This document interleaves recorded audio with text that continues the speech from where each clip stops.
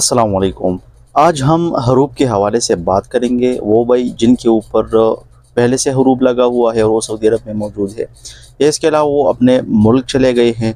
इसके अलावा जो नया किस्म का हरूब निकला हुआ है जिसको ऑटो हरूब कहा जाता है, उस हवाले से बात करेंगे। उसका हल क्या है, कितने टाइम बाद आप आ सकते हैं, कितने टाइम बाद आप नहीं आ सकते हैं। क्योंकि ज़्यादातर भाई इस हवाले से मुझसे कमेंट सेक्शन में मैसेंजर के थ्रू बहुत ज़्यादा सवाल करते हैं, बहुत ज़्यादा पूछते हैं। तो मैंने सोचा कि इसके हवाले से एक वीडियो बनाई जाए जिसमें से आपको ये समझाया जाए कि इसका हल क्या है। डिटेल्स में बात करेंगे। आपसे एक ही रिक्वेस्ट है, अगर आपको ये वीडियो अच्छी लगे तो वीडियो को लाइक करना और चैनल को सब्सक्राइब करना ना भूलिए, क्योंकि इसी चैनल पर मैं आपको Saudi related informative videos upload करता रहता हूँ। पहले नंबर पर बात करते हैं वो भाई जिनके पीछे हरूब था और वो फिर सऊदी अरब से डिपोर्ट हो गए थे। शुरते वाले ने पकड़ लिया था, या उन्होंने ख़ुद का आउटपास बनाया हुआ था, एम्बेसी के थ्रू चले गए थे या आउटपास के थ्रू चले गए थे। तो उनका हल क्या है? जब भी आप डिपोर्ट हो जाते हैं, चाहे आप सऊदी अरब से जेल के थ्रू डिपोर्ट होते हैं या आउटपास के थ्रू डिपोर्ट होते हैं, तो आपके पीछे फिर कुछ ना कुछ पाबंदी लगती है। कुछ टाइम के लिए आप सऊदी अरब पर बैन हो जाते हैं, लेकिन इसमें से आपको रियायत तब मिलती है जब आप ख़ुद का अपना आउटपास बनाते हैं, एम्बेसी के थ्रू जाते हैं या किसी को एजेंट वगैरह के थ्रू जाते हैं। तो उसमें से आपको साथ रियायत आ जाती है। 3 साल के लिए आपके ऊपर पाबंदी होती है। आप फिर से सऊदी अरब 3 साल बाद जा सकते हैं। 3 साल से पहले आपने वीज़ा को प्रोसेस नहीं करना है, आपने अपना तरहील पेपर निकालना है जिससे आपको आपकी पाबंदी मालूम हो जाए।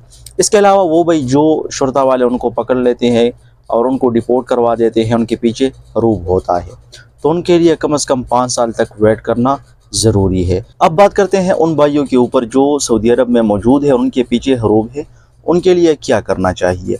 तो उनके लिए ऑप्शन ये है कि वो एम्बेसी जाए, आउटपास बनाए और आउटपास के थ्रू अपने मुल्क चले जाए। तो उनके साथ गुंजाइश की जाएगी, 3 साल बाद फिर से वो आ सकेंगे।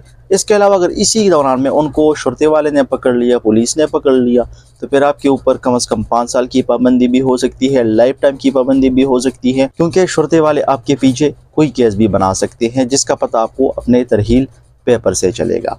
अब तीसरी जो किस्म निकली हुई है, जो नया किस्म है हरूब का, तो वो है ऑटो हरूब।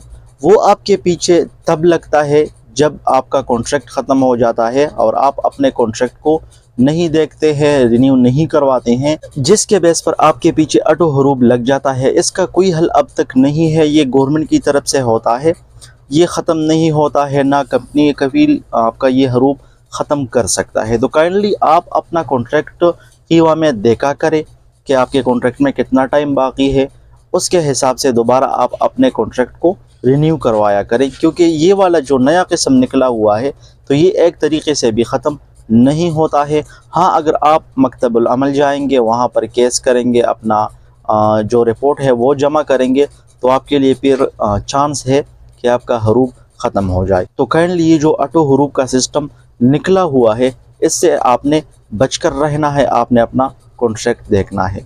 इसके अलावा मैंने आपको समझा दिया, जो सऊदी अरब में मौजूद है उसके पीछे हरूब है, तो वो अपने वीज़े को ठीक करवा सकते हैं किसी एजेंट के थ्रू, उनसे बात करके। लेकिन एजेंट ट्रस्टी होना चाहिए, जिनके ऊपर आपका एतमाद है। उनको पैसा देकर आप अपने वीज़े को भी ठीक करा सकते हैं, आप निहाई भी जा सकते हैं। तो ये हरूब के हवाले से कुछ अहम बातें थी जो मैंने आपको बता दिया। होप आपको ये वीडियो अच्छी लगी होगी। अगर आपको ये वीडियो अच्छी लगी है तो अपने दोस्तों के साथ ज़रूर शेयर कीजिए, क्योंकि बहुत से दोस्त ऐसे हैं जिनका यही मसला होता है, ताकि उनको इस बारे में आगाही हो।